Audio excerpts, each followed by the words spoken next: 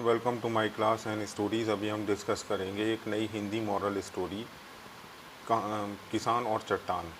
एक किसान था, वह एक बड़े से खेत में खेती किया करता था। उस खेत में बीचों बीच पत्थर का एक हिस्सा ज़मीन के ऊपर निकला हुआ था और जिससे ठोकर खाकर वह कई बार गिर चुका था और ना जाने कितनी बार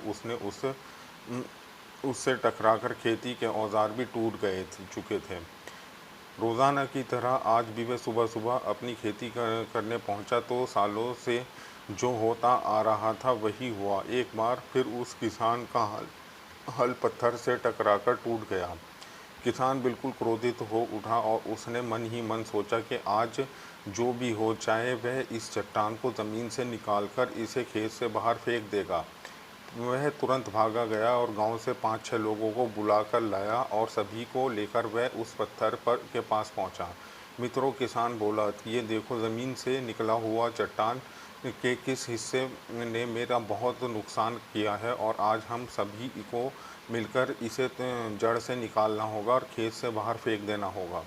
और ऐसा कहते हुए ही फावड़ा से पत्थर के एक एक फावड़े से पत्थर के किनारे पर वार करने लगा। पर ये क्या, अभी एक ही उसने 1-2 बार ही मारा था कि पूरा का पूरा पत्थर ज़मीन से बाहर निकल आया और साथ खड़े लोग भी अचरज में पड़ गए। और उन्हीं में से एक ने हंसते हुए पूछा, क्या क्यों भाई, तुम तो इस कहते थे कि ये एक बहुत तुम्हारे खेत के बीचों बीच एक बड़ी सी चट्टान डूबी हुई है, पर ये तो एक मामूली सा पत्थर निकला।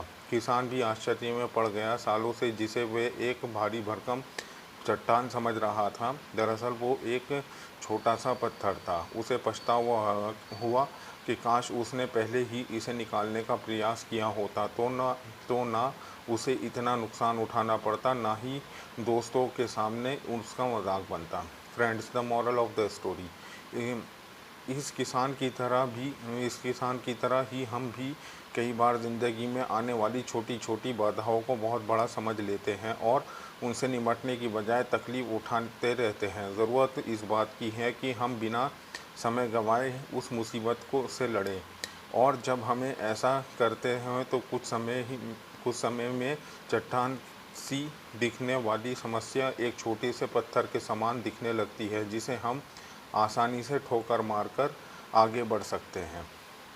Thank you very much for watching the story.